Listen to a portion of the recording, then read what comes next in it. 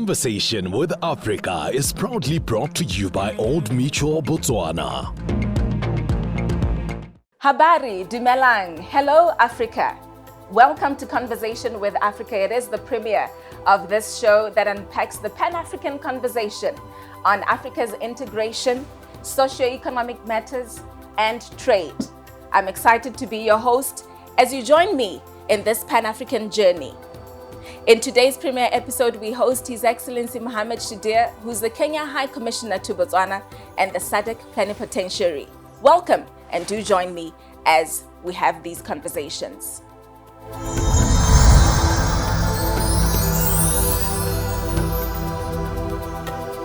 Your Excellency, thank you so much for joining us in our very first premiere episode of Conversation with Africa. We're quite excited to be taking off this discussion with you as you lay the foundation for the entire rollout of the season. Thank you so much, Neo, for having me. I feel humbled.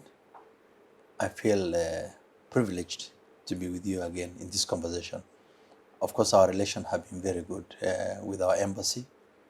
Since I came, you've been very good to our mission, and we've done great things together. Absolutely. So I'm happy to be here again. When I'm exiting from Botswana, I feel the emotions now, and of course I'll carry good memory. Absolutely. This will forever be your home. Remember, Second Africa home. is our home. So Kenya is my home. This is the longest I've stayed out of my country. The longest was before London, which I stayed 3 years. Yes. Then this should be I've been here for 5 years. So it's a long period, It's for me, it's like my second home now. Absolutely. But we're in Africa, I told you, we will have to break these boundaries. We're in Africa and you have been very, very vocal, leveraging in quite a number of platforms, Your Excellency, where your message has always been about empowering Africa's citizenry. And I'm quite happy that you get to actually open this season for us as we speak to empowering Africa's citizenry for participation in building the Africa we want, which is the African Union agenda.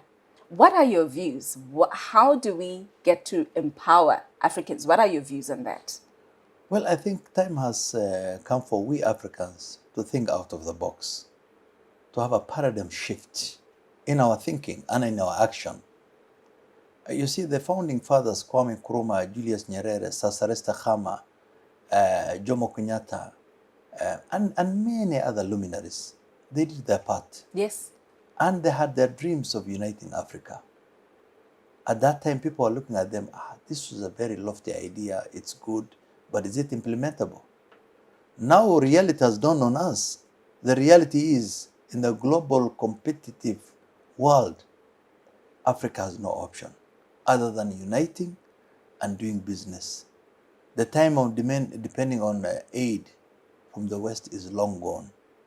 We have to do business, we have to trade within ourselves, we have to open our borders. There are no two ways about it. And this is the beginning. Let me tell you, the generations like you and me have responsibility, collective responsibility, to change the narrative, to make sure that Africa is not what it's supposed to be. We have the potentials, we have the wherewithal, we have the resource, we have virtually everything. But where are we now? We are at the bottom. But there's hope. Absolutely. If you just joined us, welcome to the premiere of Conversation with Africa. We're quite excited to be rolling out this conversation with His Excellency Mohamed Shidea, who is the High Commissioner of Kenya to Botswana, Plenipotentiary of SADC. Your Excellency, the narrative, changing the narrative, that is what you have just said, and that is the call to action. What is the call to action as we look into, all the roles played by government, the role played by government, the role played by various stakeholders, your private sector, etc. The call to action. Who has to do what in order to accelerate Africa's citizenry for, participation in building the Africa we want? Well, the call to action is a collective responsibility. From the private sector to the public sector, to the youth, to the women, to the professionals, to the corporate businessmen. Yes. This is a call to actions. And that call to action is not a walk to a park. It is a deeper thinking on where we are and where we are going. The journey is long and tiresome. It requires patience. It requires hard work. For every country, in every country, we have certain potential or certain product or certain raw material or certain goods they have, which they can trade with their brothers and sisters in Africa. Yes. If you look at the trade within Africa, it's less than 15%.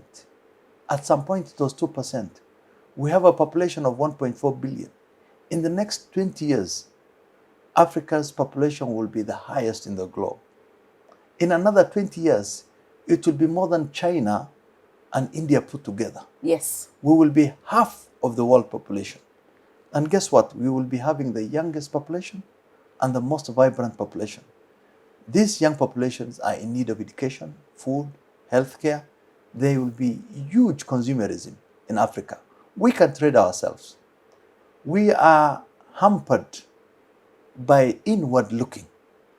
Every person thinks he can be successful on his own. Botswana thinks it can be successful on its own. Kenya, where I come from, thinks that we can be on our own, we can succeed. But that's not the truth. The truth is that we can trade within ourselves, across the border. We can, the paradigm shift I was talking about is meant to empower ourselves. Yes. For instance, I'll give you an example. The coffee, tea, and even the flour. We have fresh flour, which is one of the best. It's taken to Europe. After it's taken to Europe, it now comes back to Africa. Our coffee and tea, which is one of the best, we send it raw. It comes back when it's already a finished product, and it's sold to us at a very exorbitant price in Kenya and other countries. So we are losing in the business. Other people are gaining. Look at what President Masisi is doing. He wants to add value addition to the diamonds. We were sending raw diamonds. The value addition is where the money is, where you are able to create. Indeed. Indeed. And this is what we want to do. DRC alone can provide the entire Africa with everything: food, water, timber, you name it. One country. It is the premiere of Conversation with Africa. Thank you for joining us. We're quite excited to be having His Excellency Mohamed Shidea, the Kenya High Commissioner to Botswana and SADC Plenipotentiary. We will be back just after the break.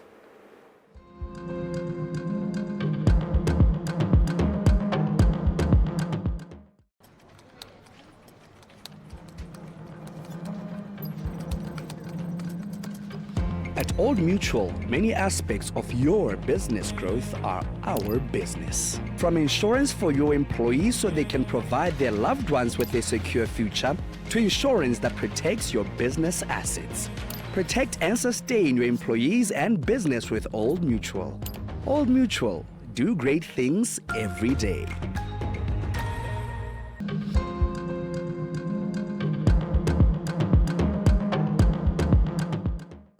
Welcome back to Conversation with Africa. It is the premiere of this show, and we're quite excited to be hosting His Excellency Mohamed Shidea, the Kenya High Commissioner to Botswana and SADC Plenipotentiary. If you just joined us, thank you for joining us. We unpack empowering Africa's citizenry for participation in building the Africa we want. Your Excellency, you shared quite exciting and very fundamental points. I want us to get into specifics. You did mention empowering our women and youth. You did mention how we have a vibrant youthful citizenry in Africa.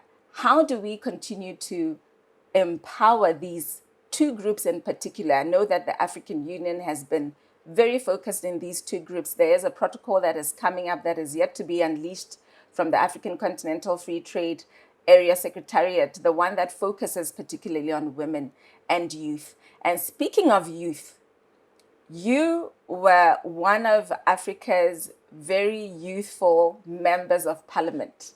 I want to mention that, and maybe as you share, you can also share from a practical point of view At 26 years being a member of parliament in Kenya, how were you empowered as a youth, and how should we further empower these two particular groups, women and youth? For Africa, particularly the youth and the women, to get empowered, the most important way of empowering those groups is through education. Education. Through education.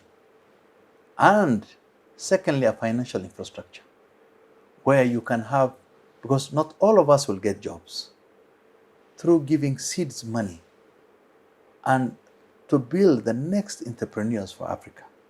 And when I mean education, it should not be theoretical education. It must be technical education, STEM, science, technology, engineering, and maths. Yes. That is the best way of empowering our people. Today, we're all thinking about white-collar job. But white-collar job won't take you anywhere. Of course, it's needed. But technical education is the most important thing for we in Africa. And that's why I was telling you the paradigm shift from what is our need. How do you industrialize? How does a country move from position A to B? Botswana today is upper middle income country. It wants to go to higher income country. How does it do? Through industrialization, through service industry, through export, through cutting down of fixed and variable, through cutting down of power, electricity, water, labor, cutting down the cost of doing business, so that you can be able to empower and producing product. If today China is able to bring fish all the way from China and sell it to Botswana, or to Nigeria, where they have still got sea, Ghana, or even Kenya, what business are we in? What is the magic that they're able to sell their fish cheaper than yours? We have to ask ourselves fundamental questions. And this is where we come in. How do we empower? At some position about 50 years ago, China was where we are today. But 5 men, 6 men sat and agreed this is the way to go. This is the premiere of Conversation with Africa.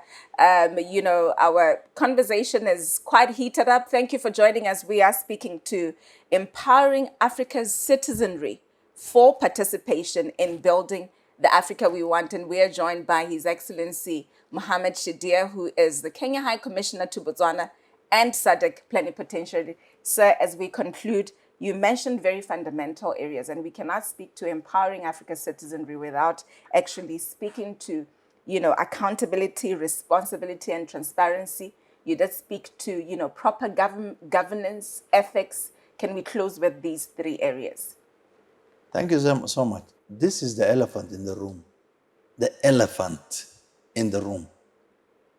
You can be, I told you, the most educated leader in the world. You can be the most, influential people. But what at the core of leadership is integrity. Integrity. Finally, Africa must be united. There are no 2 ways about it. No two ways about it. By dint of history and by circumstance, because the economies are changing, it's too competitive. You have no option. The only option is to unite and build your economy. Thank you so much. When you come in with an African passport, AU passport, people will respect you. Absolutely. Thank you so much, Your Excellency. But you come with a small passport from, I'm so, no. We've run out of time, Your Excellency. Thank you so much. Thank you. Africa must unite. This is the message from His Excellency Mohamed Shidea, the Kenya High Commissioner to Botswana and SADC Plenipotentiary. What a wonderful way to premiere Conversation with Africa. We will be back just after the break as we conclude on this episode, empowering Africa's citizenry for participation in building the Africa we want. We will be back.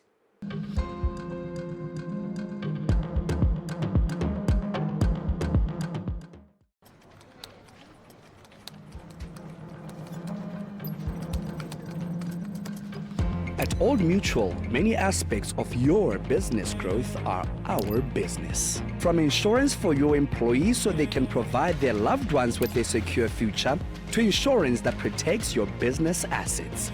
Protect and sustain your employees and business with Old Mutual. Old Mutual, do great things every day. Dumela, my name is Liang Wang. I'm the World Bank country representative for Botswana. You are watching Conversation with Africa.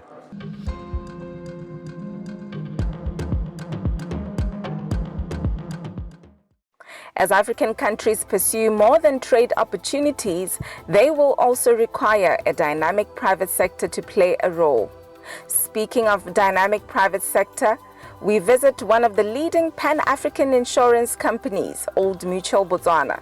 Welcome back, and you're on Conversation with Africa. We're excited today to be joined by Mr. Gerald Randall, who's the Group CEO of Old Mutual Botswana, as we unpack empowering Africa's citizenry for participation in building the Africa we want. Thank you very much for joining us, sir. Good day. Thanks very much for having me. Thank you very much, sir. So with a strong presence across Africa, how does your company's expertise in the financial solutions sector contribute to the empowerment and financial well-being of individuals and businesses in Botswana and the broader Africa context? Great. Thanks very much. So Old Mutual in the last 178 years has had the mantra of a certain friend in uncertain times. Yes. And that till today stands true in everything that we do. Absolutely. In the products that we have, the services we offer, that is key to what we do as an organization. So we're a very values-driven organization. As part of that, we offer in Botswana specifically and across the continent solutions which we believe are in the best interests and create a positive future for all our clients. We have some really exciting things coming to Botswana next year, products that have not been seen in the market before. I can't go into too much detail on it, but we're very excited about bringing some new products and technology and innovation to the market. Well, we are looking forward to that, especially if it speaks to empowering our very own people and for acceleration of industries. We're really looking forward to that. We are speaking to the Group CEO, Old Mutual Botswana, Mr. Gerald Randall. Thank you for joining us as we continue with this discussion, sir. How does your company, in its role as a responsible corporate citizen, engage in corporate social responsibility initiatives that support sustainable development and community well-being in Botswana, and align it with the broader vision of the responsible citizenship? I'm a great believer that you need to be the change you want to see in the environment in which we operate. So it is deliberate that we focus on certain areas within Botswana, particularly certain areas of youth development. And in that we have education, both at a schooling level where we support many schools. We also have tertiary support for education. Yes. So we have programs, internship programs for insurance, for actuarial science, for finance, to make sure that not only do they have the education, but they have the skill set. And that's for the whole industry, develop it for the industry and for the country. Other areas of key focus for us is not only the youth, but also entrepreneurship. So we work with the likes of CEDA, LEA, and also Business Botswana. The third area is food security.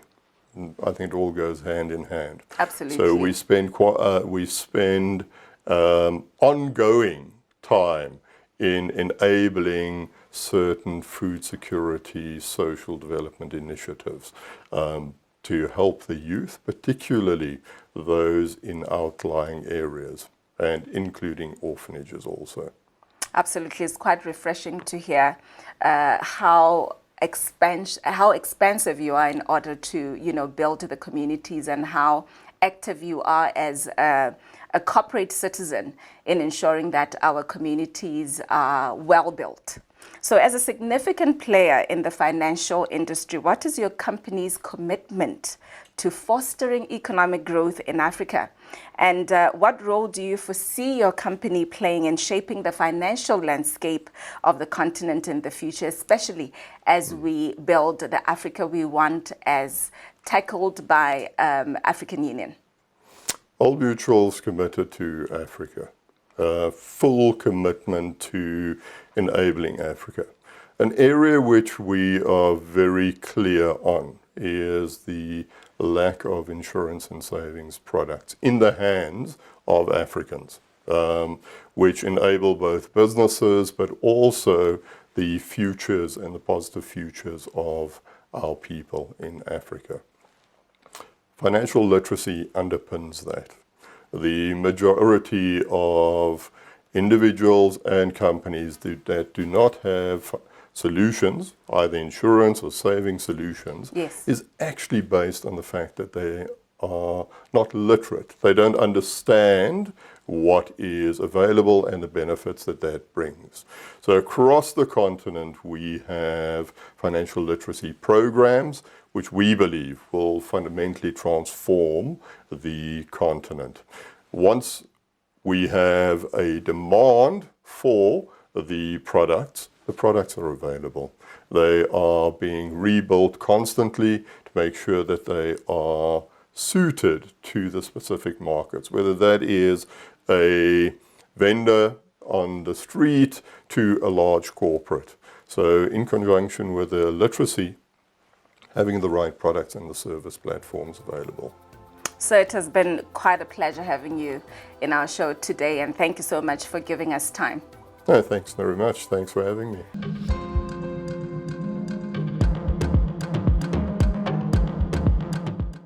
Well, this is how we conclude the conversation with the Group CEO of Old Mutual Botswana. Do look forward to more Pan-African conversations, very exciting stuff that will continue to roll out. We leave you with Seretse and the Native, Africa. Asante sana, do enjoy. Hello everybody, my name is Africa. Africa is a really funky name and an important name. This song talks about we Africans standing for what is right for our nations. I love being an African.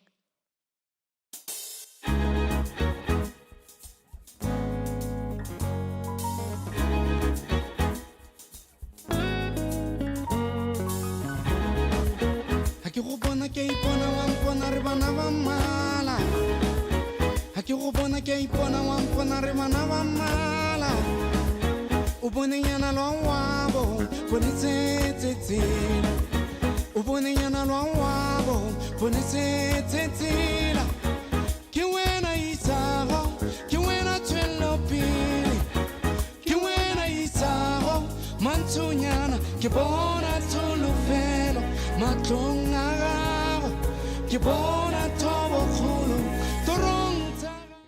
Conversation with Africa was proudly brought to you by Old Mutual Botswana.